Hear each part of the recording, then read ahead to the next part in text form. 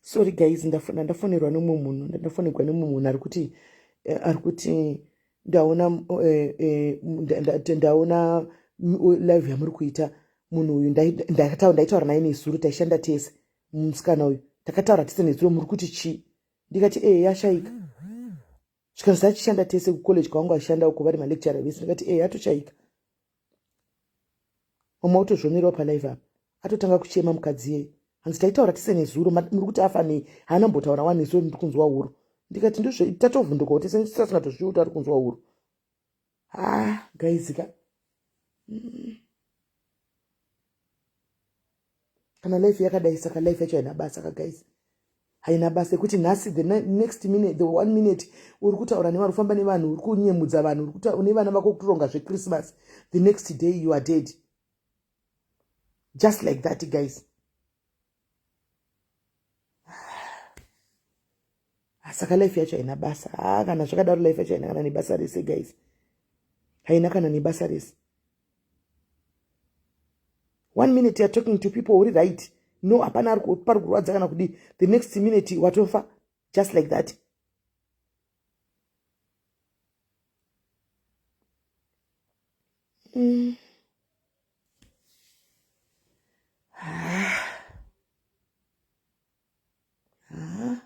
Amen guys, amen. Handisive it's the first time I'm hearing kuti munhu anofanira nekunzwa nesore throat video. Let me play the video for you morning.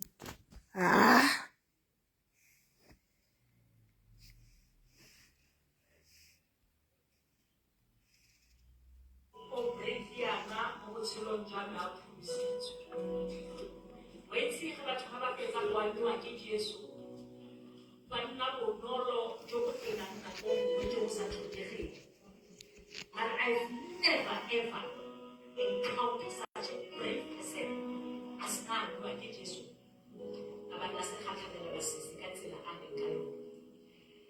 The woman that I'm talking about,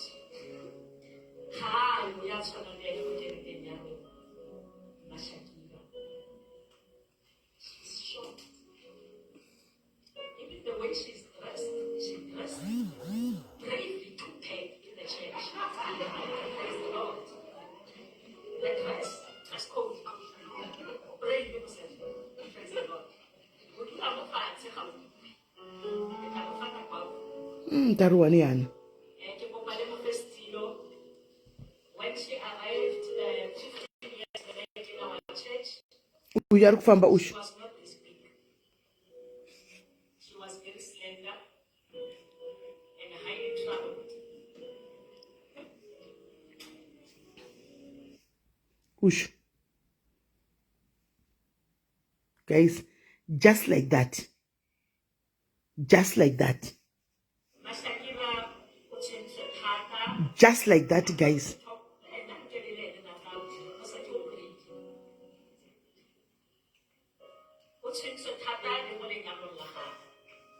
Just like that. Guys, ndapererwa ndiri kunyepa guys. Ndapererwa. I will post the video pa page up. Ndapererwa guys. Kana life it is so meaningless like this guys, uti munhu anongofa just like that guys, just like that. Imagine mwana wechidiki, mai wechidiki 32-33 years ari kugadzira life yake. She's busy fixing Christmas for vana vake, achindokuendawo vana ndogadzira Christmas, vana vangu vagozodai ndozodai guys. The next thing boom, kongonzi munhu hapasisina just like that guys. Vana vanotamba Christmas chinzi mai hapachina. Mai vakaindepi? Mai vavasina kumboona vachirwara. Mai vaita sei? I think kamwana kamsikana kanako kekupedzisira kane 4 years. Kane 4 years kamwana kake kamsikana kanako vasikana. This was a young couple very way. Vadikanika ngatigadzirei upenyu hwedu nguva ichiripo vasikana. Ngatitsvagei Mwari nguva ichiripo. Kufa hakuna bhera, hakuna nguva. Hatizivi kuti tinofa rini mufunge. Maka uchina takadai guys, we are just moving graves. Kudadana kupedza nguva. Kutukana kupedza nguva. Time yatinopedza tiri pasocial media patichitukana nekuchinyirana ka. Dei tichitotsvaga Mwari. Hatizivi musine nguva. Guys, kana pane rufu rwandihita, rufu rwemwana rwandihita guys. Rwandiita just like that. I didn't see this one coming, guys. I didn't see this one coming. She was never sick. She was there muchechi achingoshandira Mwari sezvaanongoita every Sunday kuti ndiye anongomeka sure kuti she's one of the ushers anongomhanya kumberi. Makosa ari kuramba chingonifanira kana ndava live. Guys, kana pane ndabatikana guys, ngatitsvagei Mwari. Vasikana hatizemisi nenguva, ngatitsvagei Mwari. Kana zvakuuya ngazvikwane uri paposition yakanaka. Kana zvakuuya uwanikewo kana uchinzi denga racho ririko uwanikewo uchiendawo kudenga sezviri kungoitawo zvinoitawo vamwe guys. Tichatadza kupinda kudenga mufunge. Tichatadza kupinda mudenga nekuda kwesocial media chaiyo. Kutadza kupinda mudenga nekuda kwezvinhu zve2 minutes. Mafaro 2 minutes tichatadza kupinda denga, kuona denga mufunge. Tasai mwana uyu kana unenge usina kugadzirira guys. Unenge usina kugadzirira, unenge usina kurwara. Hauwani nguva yekuti ndakutendeuka pana Mwari, ndakudzoka pana Mwari, ndakuchema pana Mwari kuti Mwari ndiregererewo kana ndichinda kuparadhiso ndinosangana nemi nhasi. Unenge usina kuzvigadzirira guys. Rufu runongouya just like that. Madiaries madikani, nguva time is going. Tiri kurama mazuva ekupedzisira. Rufu rwacho ndufu dzacho dzawandisa. Vechidiki ndo vari kuenda zvavo. Vechidiki ndo vari kuenda. Muchingotuka paya muchingoti machembere. Maona here kuti inyasha. Maona here kuti kana kunyora kuti birthday nhasi ndacelebrate makore akati, unotadza pakadai guys. Unotadza kupanyora. Unotadza kunyora mufunge kuti nhasi makore akati inyasha. Kusvika ma40 kusvika ma50 inyasha vedu dzisiri kuwanikwa vanhu vakawanda. Ngatigadzirei life yedu tichiri vapenyu vedu we. Ngatigadzirei ukama hwedu naMwari tichiri kurarama. Ngatigadzirei ukama hwedu naMwari tichiri kurarama. Zvimwe zvese zvinoya zvichidarika izvi guys. Even life chesha inoya ichidarika. Zviri kwauri mudikana nenzeve ngaanzwe. Nokuti right now hazvina basa kuti warwara kana kuti hauna kurwara. Unongofa. Usina kurwara unongofa. Unongofa usina kana kurwara mufunge. Sunday angari muchechi. Achimiramira muchechi. Achimiramira achishandira Mwari muchechi. Nhasi she's gone. Just like that she's gone. Nekungonzwa pahuro. So throat nhasi nekutofa. Madikanika, I'm pleading with you. Ngatigadzisai ukama hwedu naMwari. Ngatigadzisai ukama hwedu naMwari. Vedu we ngatigadzirisei ukama hwedu naMwari. Chakakosha ukama hwedu naMwari. Zvimwe zvese izvi zvinodarika. Even life checha inoya ichidarika. Yatodarika so life yomwe munhu yatopera yatovharwa. Vana vakutochema so. Life yatochinja kune umwe munhu.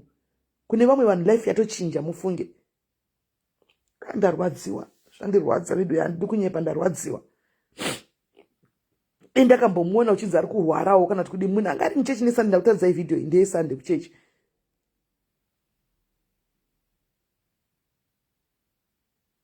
Ende mazera acho ari kufaka zvinorwadza. Kune group redu regweruko regroup rekugweruka. Guys, every day pasiwa kunopostwa 4-5 people rest in peace emugweru. You look at the ages ka unoti Mwari nai Mwari kochi. Unoti nai Mwari kochi ukatarisa mazera acho. Unoti muna Mwari ko taita sei. Mazera echidiki waya ndiwo ari kuenda zvawo. Echidiki waya ndiwo ari kufa. Handizivi kuti ndingati kudii, asi kana zvaigona vechidiki mimi. Tsvagai ukama naMwari, gadzisai ukama hwenyu naMwari. Dzokai pana Mwari. Dzokai pana Mwari. Vazhinji venyu the way amakurarama nayo yechidiki asiri kumakudzirwo enyu.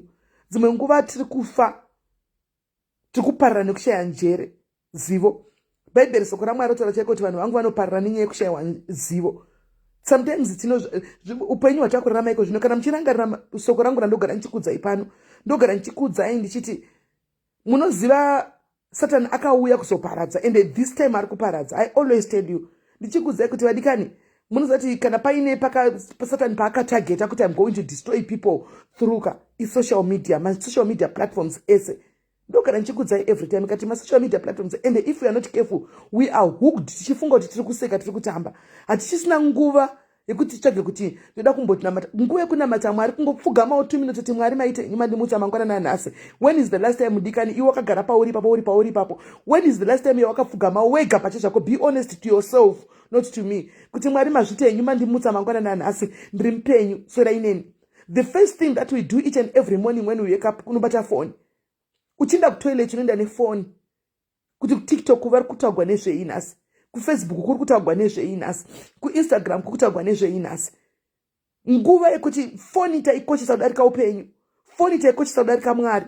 2 minutes dzekuti uti Mwari mazviti henyu. When is the last time ndikani iwe pache zvako yawakakumbira kuti kuna Mwari ndokumbirawo kuti Mwari ndingotenda hangu kwete kuti ndoda kukumbira anything, ndoda kungotenda kuti Mwari maita henyu nhasi ndaona zuva ranhasi uchinovata kuti Mwari maita henyu manditendera kuti ndirare nhasi. When is the last time yawakagumisira kudaro? When is the last time? Chiimagina dei wanga uri iwe nhasi Salusha wauya ukatogwa sembavha kudai, atogwa sembavha kauya kubiwa chaiko chaiko, wauya ukabiwa, foni yasara, foni inongosara yakadaro, you are gone. Unoenda kupi? Mweya wako unoenda kupi? Mweya wako unoenda kupi? Are you right na Mwari? Are you okay na Mwari? Ukama wako uri pakanaka here na Mwari? Kana kuti tiri kufavarira kufadza vanhu, but ukama hwedu na Mwari izvi zvingatichidza amumuzivi mwana uyu, I know, but vadikanika ngazvikudzoserei pana Mwari izvi, ngazvikudzoserei pana Mwari. I just so pray and wish kuti pawanikwe vaviri vatatu vana nhasi vanongodzokera pamberi pauso hwaMwari ngoti Mwari ka toda Mwari tirikurasika, tirikukanganisa Mwari, tirikurasika. Gadzisai upenyu hwedu nemi, tigadzisa ukama hwedu nemi kuitira kuti kana pane chinoitika chiitike takamira panzvimbo takagadzisana ukama hwedu nemi. Taparara guys nenyaya yekushayiwa zivo, taparara guys nenyaya yemasocial media, taparara guys nenyaya yefoni. Mufunge kuparadzwa nefoni, ukazvifunga zvinorwadza ukazvifunga kuti tikuparara nekuda kwefoni.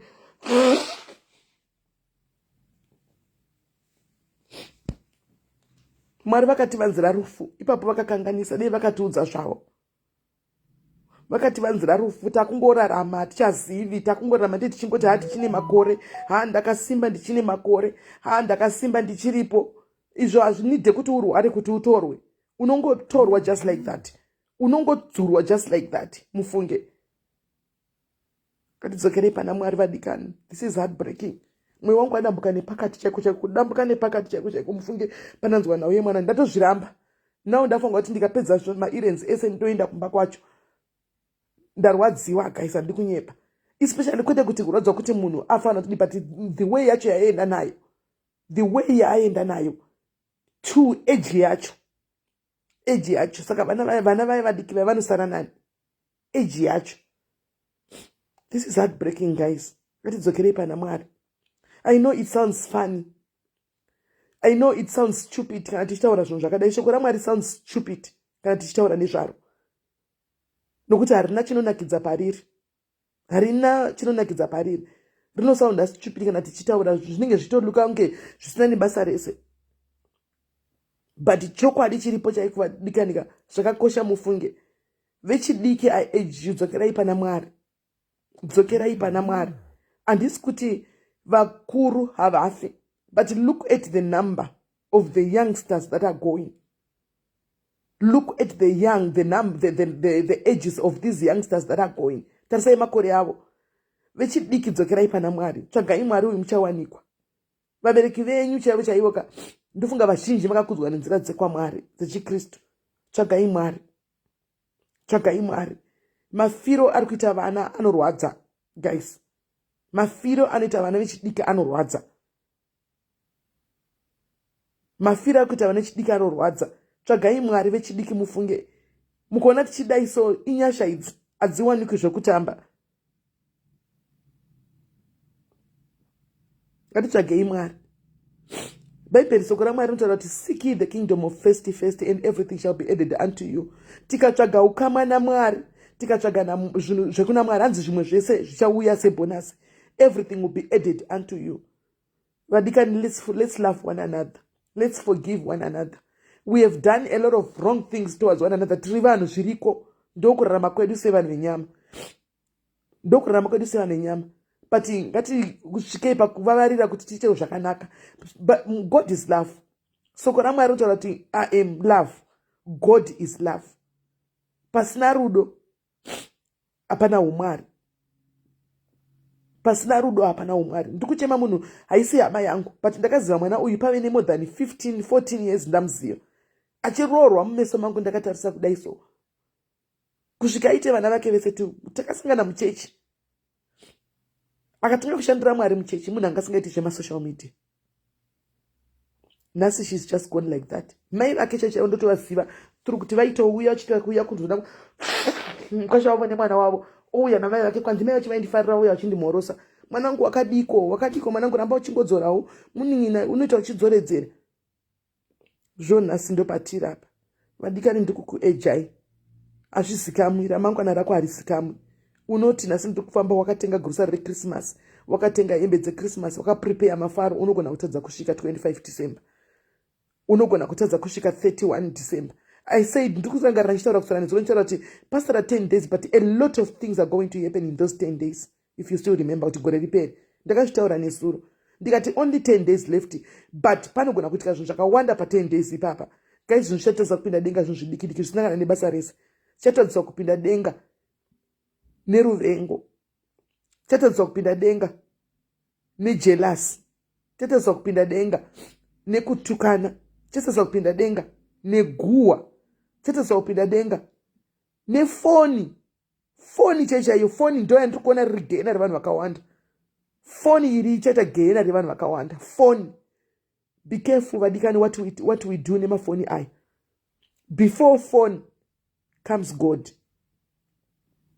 Satabata foni, Mwari ngaatange. Dzokerai pana Mwari vadikani, mumbodzidza kuti timbodzidza tese kuti chimuka makuseni Mwari maita henyu ndaona zuva. Uchinda kunovata Mwari mazvita henyu, zuva rapera makanichengeta ndakunda unovata. Kumuka inyasha guys. Uyarara uyatadza kumuka. Uyarara atadza kumuka. Kumuka inyasha. Hakusi kugona kwedu. Ndati soko raMwari sounds stupid and rinobhowa. You can look at the number of people who are here. 158. Dei tanga tikutaura paunotoona kuti foni ichaita downfall yedu tese, ichatendesa kugehena chokwadi. Dei tanga tikutaura zvimwe zvisiri zvefoni, zvinhu zvekutukana pano, zvinhu zvacho zvinotiendesa kugomba remoto rekugehena ikoko. Dei takawanda. Ngatitsvagei nyasha vadikani. We live by grace. Tiri kurarama nenyasha. Ngatitsvagei nyasha idzi. Hadzibhadhariswi guys, hadzitengeswi. Tinorasika, yes. No one is a saint. We are all sinners. Hakuna mutsvene, tiri vatadzi tese. Even Bible rakadaro kuti all have sinned and fall short of the glory of God. And rinotaura kuti no one is perfect, but we seek to be righteous. Hatisi vatsvene, but tinovavarira kuita zvakanaka pamberi paMwari. Kutovavarirawo nokuti tiri vanhu venyama. Hatigoni. Ngatidzokerei pana Mwari. Ngativavarirewo kuita zvakanaka pana Mwari. Timbosvipa nguva yekutsvaga Mwari usho. Tidzokere paukama hwedu naMwari, tigadzise ukama hwedu naMwari, nokuti chokwadi nguva nemisi hazvisikani. Pada mangwana ndini unonga uchinzi vatadza kumuka. Mubva mati muna itaura izvi nezuro zvatiri kungoitawo nhasi pano. Kuti mwana uyu ndandinaye Sunday kuchechi ari right. Pada ndiwe. Pada ndiwe chaiyo kutevera, pamwe ndiwe utori next. But this is what we do. Guys, ngatitsvagei Mwari. Ngatitsvagei Mwari. Do not let things of this world drag you to hell. Musaita kuti zvinhu zvepano pasi izvi zvikudrega kukuendesa kusiriko, kwakuti one day you will never reunion nevana vako kana kuti nehama dzako. Ndasingazivi kuti sore throat inouraya. Ndatanga kutozvinzwa nekukura kwese, kuchembera kwese. Ndatanga kutozvinzwawo nhasi kuti sore throat inouraya. I didn't know about it. Ndatoshamisira, ndatoramba, ndatovhunduka. Sore throat, pauro. Normally we take it for granted. Pauro nechikuti ndichazomwa chino, ndozomwa chino. We take it for granted. Mwari akuitirai nyasha mese vadikani. Tidzokere pana Mwari. Mwari akuitirai nyasha vadikani. Put your houses in order. Musazovema kuti SIS MELLY but vaitaura kunge vari kuprofita umwe munhu pano, takuchema rufu romwe munhu futi pano. Put your house in order, madikani. Put your house in order. Akaudzwa umwe muprofita naMwari kuti put your house in order. Ndiye munhu ega akagona kuudzwa rufu rwake naMwari. Akanzi put your house in order because I'm about to take you. Akaenda kuna Mwari akanochema akati Mwari, I'm not prepared. Handisati ndagadzirira kuti ndiuye. Ndiye munhu wandakawandirwa nyasha muBhaibheri. Ndakumbira kuti Mwari akanzi akachema, kuchema akaita madhezi asingachachichema kuti Mwari ndibatsirei, muri kuti ndigadzire imba yangu makuda kunitora, handisati ndave prepared. Indeed, You are not prepared. We are not prepared. We are not prepared. Ngatichemei pana Mwari titi Mwari, we are not prepared. Tipeiwo time tigadzise ukama hwedu nemi. Kuitira kuti kana mazoti maakuda kutitora, ndinenge ndangoti aiwa Mwari, nditorei zvenyu. Variko vamwe vanhu vakatendeka zvekudaro, ukuti anoti chirufu rukauya nhasi handityi ndinoenda. Variko vanotaura kudaro, kuti rukauya nhasi rufu ndinoenda, handikwati handivhunduki, because they are prepared. Majority of us, we are not prepared. We are scared of death. Tinotya kufa because we deep inside our hearts we know we are not prepared. Hatizivi kuti tikanzi tafa nhasi tikuenda kupi. Saka we are not prepared and we will never be prepared. Because tiri mweya yamasouls, lost souls anongodzungaira. We are lost souls tinongodzungaira titozivi. Kubvunzwa nhasi ipapa nhasi tichaura kudai so vakanzi vatodonha Mwari, Jesu vatouya vamira paizvo takuenda. Vangani vedu vanoenda. Vangani vedu vanoenda, vangani vedu vanosara. Majority inosara. Kunoenda vanhu, kunowanikwa vashoma 5 chaivo vanogona kuti tiri prepared Mwari titorei zvenyu. Hanzi I'm not prepared wedu ndine vacheche. Haisitombori nyaya yevacheche Ashley. Iyi haisitombori yevacheche because chero vakazokura chero vakadini rufu runongorwadza. Nyaya iri paukama hwako iwe naMwari. Paukama hwako naMwari iwewe ndo pane nyaya yese. Kuenda nhasi vana vangu vachachema, vochema chaizvo. Andika, but life will go on. But iwe wacho. Iwe wacho, what is going to happen? Iwe wacho, what is going to happen? Where are you going to go? Andika na urge you. Madiaries. Ngatichagei Mwari achawanikwa. Ukoona Mwari vachiti ndichagei ndichawanikwa. Zvinoreva kuti vatotaura kuti ndichawanikwa, zvinoreva kuti pane nguva yekuti uchavatsvaga vasingasawaniki. Pane nguva yekuti uchasvika pakuti ndakutsvaga Mwari uyaya ugomutsvaga left right and center, ugoona kuti Mwari uya akuchina hachawanikwi. Saka chiri kuwanikwa kudai, handei tinochema pamberi pake titi Mwari makanaka, Mwari maita sei? Ndarwadziwa ngati Mwari. Tiri mumadays tikuti tikupedza fasting mangwana Friday. Tosangana nenews dzakadai. Dzokunzi munhu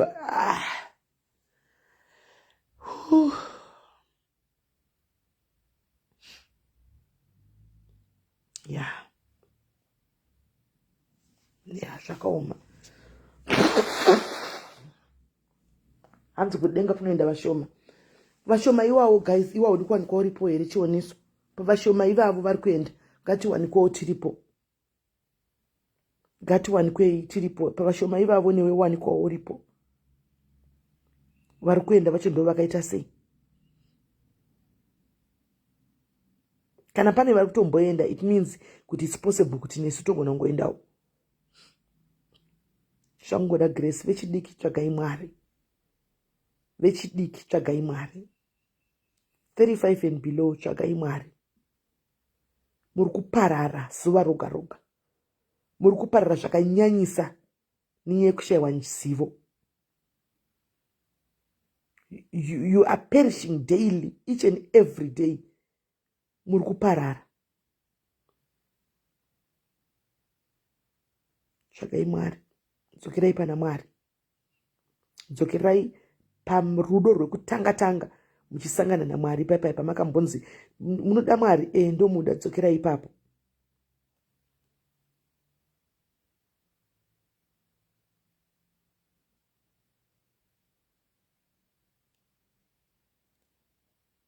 Hanzi nachioniso mushamba, good for you. Ramba uripo panzvimbo. Hanzi nditoripo pavashoma ipapo usimeli. Ramba uripo panzvimbo. Ramba uripo panzvimbo. Haya. Ndege yangu ndinde guys, ndine zvakawanda zvokuita. I have a lot to do. Saka muchiona kuti handisikwana nguva yekunyadzogara pasi titi do my life. I have a lot to do. Ndatombobuda ndimbotanga ndameka sure kuti mapasoro evanhu echikafu aenda kuti vakwanise kusvika before Christmas. From then ndine zvimwe zvakawanda wanda zvokungoita. Then kwatouya zverufugo. Kwatouya rufu. Yes, vadiki vari kuparara nekuda kwe-easy life. Vari kuda zvinhu zviri easy. So in the process life yavo is being cut short. Look at my armed robbers and postwa very young people, young generation. Look at the prostitution, very young people. Look at everywhere. These young people, they want to control everything. But amuzivi pekugumira. In the process, it's taking you away. Murukutorwa muchienda. Vamwe munofira chako kutuka, vamwe your life is going to be cut short. Nekutuka vanhu vamusingazivi. Kutuka munhu asina kutadzira chako chaiko. Handisi kuvhunisirai, but it's the truth. Kutuka chako munhu wausingazivi. Your life will be cut short. Kubata vanhu vamusingazivi.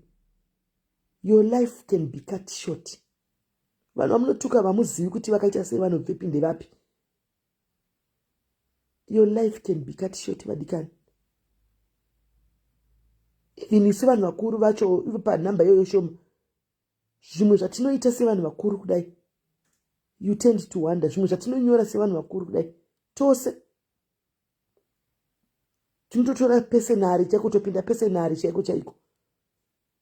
Atidzokerei pana Mwari. Zvinouya zvichidarika izvi.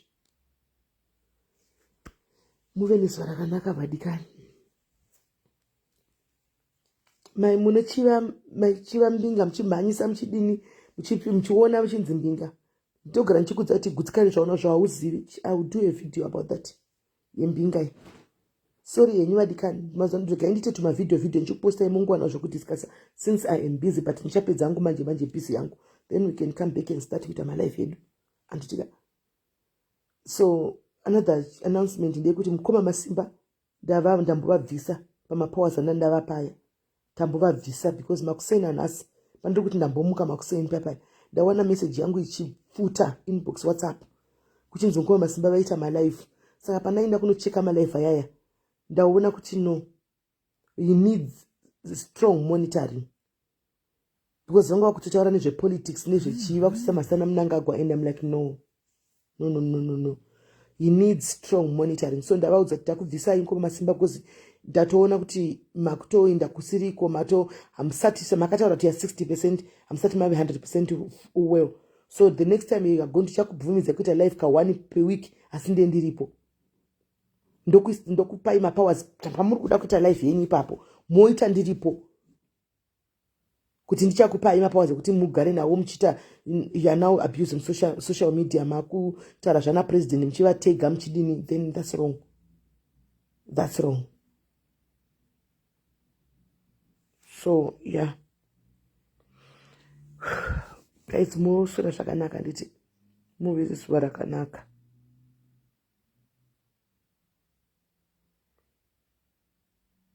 Yeah, and I've Vincent Love, Melissa. I've removed him. We thought we were helping him to recover. Since Dr. Wawakati is part of therapy. But now, we were trying to help so much. Kuti since he is part of therapy, tidi vapote vachiwana kuinteract nevamwe maZimbabweans vachidzoka community, but I think vaku misuse those powers, seeing kuti asati ave 100%. Well, he should know kuti ndinofanirwa kutaura pakati ndichigumirawo pakati, ndinofanirwa kutaura pakati ndichigumirawo pakati. Saka kwavanga vakubata, I think vanga vakunakirwa nebhatani riya relife zvokuti unga kuenda kusiriko pamwe chinokomenda kumwe mapeji handiti kuzvisirizvo nepeji redu. So we agreed here padiaris handiti futsira kwamakaita kuti ngatiite izvo zvedu pano, meaning to say kuti you will see less of me commenting kune mamwe mapeji evanhu antimaona, nokuti munhu haana chakanaka, munhu anokupandukira mangwana. Unoenda murudo uchiti ndikuenda kunokomentawo tikunotamba, andika mangwana inosara yako.